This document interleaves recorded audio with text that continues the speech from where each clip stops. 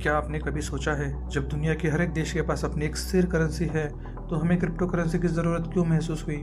इस प्रश्न का उत्तर अच्छे से समझने के लिए हमें पैसों के इतिहास के बारे में जानना होगा और समझना होगा कि हमारी आर्थिक पद्धति बार्टरिंग के सरल रूपों से लेकर क्रिप्टो करेंसी जैसे जटिल वित्तीय प्रणाली तक कैसे विकसित हुई।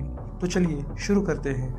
आज पैसा हमारे जीवन का एक अनिवार्य भाग बन गया है, जिसका इस्तेमाल हम वस्तुएं और सेवाएं खरीदने के लिए करते हैं। लेकिन हजारों सालों पहले जब पैसा नामक कोई चीज मौजूद नहीं थी, उस वक्त लोग व्यापार के लिए बार्टर पद्धति का उपयोग करते थे, जहां लोग एक दूसरे के साथ सीधे सीधे वस्तुएं और सेवाओं का आदान प्रदान करते थे। लेकिन ये प्रणाली इस चीज पर आधारित थी कि दोनों पक्षों को कुछ ऐसा चाहिए था जो एक दूसरे के पास था, और ऐसा हमेशा मुमकिन नहीं था। और इसीलिए कमोडिटी मनी की शुरुआत हुई, जहां बार्टर सिस्टम में अधिकांश रूप में उपयोग होने वाली वस्तुओं को पैसों की तरह इस्तेमाल किया जाने लगा, जैसे कि मवेशी, नमक और काउरी शेल्स। लेकिन इस पद्धति की कुछ कमियां थी। पहली थी lack of double coincidence of wants, मतलब ऐसे दो पक्षों की कमी होना जिन्हें एक दूसरे की चीजें चाहिए। और दूसरी थी स्टोरेज ऑफ पेरिशेबल आइटम्स, जैसे कि सेब, मछली, जिन्हें ज्यादा दिनों तक स्टोर करना मुमकिन नहीं था। इन्हीं कमियों को देखते हुए मेटल मनी के युग का आरंभ हुआ,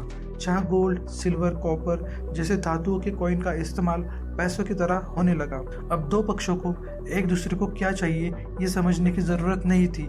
इसी कारण व्यापार को पूरा करने में लगने वाला समय बहुत ही कम हो गया था और कॉइन्स को छोटे यूनिट्स में बनाया जा सकता था, जिस कारण कम दाम वाले व्यापार भी मुमकिन होने लगे। लेकिन मेटल मनी के साथ भी एक प्रमुख कमी जुड़ी हुई थी। किसी बड़े सौदे के लिए ज्यादा कॉइन्स को लेकर जाना वजन के कारण मुमकिन नहीं होता था और ऐसा करना सुरक्षित भी नहीं था।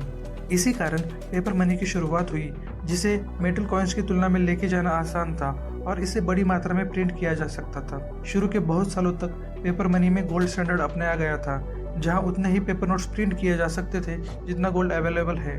लेकिन वर्ल्ड वॉर के बाद जब बहुत सारे देशों को ज्यादा पैसों की जरूरत थी, तब उन्होंने गोल्ड स्टैंडर्ड को खत्म करने का फैसला लिया और यहीं से फिएट मनी की शुरुआत हुई। मतलब अब गोल्ड रिजर्व और पेपर नोट में कोई लिंक नहीं था। गवर्नमेंट जितना चाहे उतना पैसा प्रिंट कर सकती थी और इसी फिएट मनी को आज हम बहुत सारे रूपों में इस्तेमाल करते हैं, जैसे कि कॉइन्स और नोट्स, प्लास्टिक कार्ड्स मतलब डेबिट और क्रेडिट कार्ड्स, इलेक्ट्रॉनिक मनी मतलब कि बैंक के कंप्यूटर सिस्टम में रखे हुए या हमारे मोबाइल वॉलेट्स में रखे हुए पैसे। लेकिन फिएट मनी की एक सबसे बड़ी कमी है, यहाँ पूरा कंट्रोल सरकार या बैंक के पास सेंट्रलाइज होता है। एक तरफ जहाँ बैंक अपने कंट्रोल से डिपॉजिटर्स के पैसे किसी को भी लोन दे सकती है, और अगर ये लोन रीपे नहीं होते तो देश में इकोनॉमिक इम्बैलेंस आ सकता है, जैसे कि यूएस में 2008 इकोनॉमिक क्राइसिस के दौरान हुआ था। दूसरी तरफ सरकार अपने कंट्रोल से कभी भी देश में मौजूदा करेंसी बंद कर सकती है, जैसे कि नोटबंदी के दौरान हुआ था, या फिर सरकार ज़रूरत पड़ने पर करेंसी को ज़्यादा प्रिंट भी कर सकती है और इकोनॉमी के थंब रूल के हिसाब से इसी कारण महंगाई बढ़ती है। तो इस प्रॉब्लम के सॉल्यूशन के तौर पर साल 2009 में क्रिप्टो करेंसी का निर्माण हुआ, जो कि एक डिसेंट्रलाइज करेंसी है। मतलब दुनिया के किसी भी देश की सरकार इस पर कंट्रोल नहीं कर सकती, बल्कि पूरा कंट्रोल लोगों के पास होता है और यहाँ उत्पादन की अधिकतम सीमा 21 मिलियन है।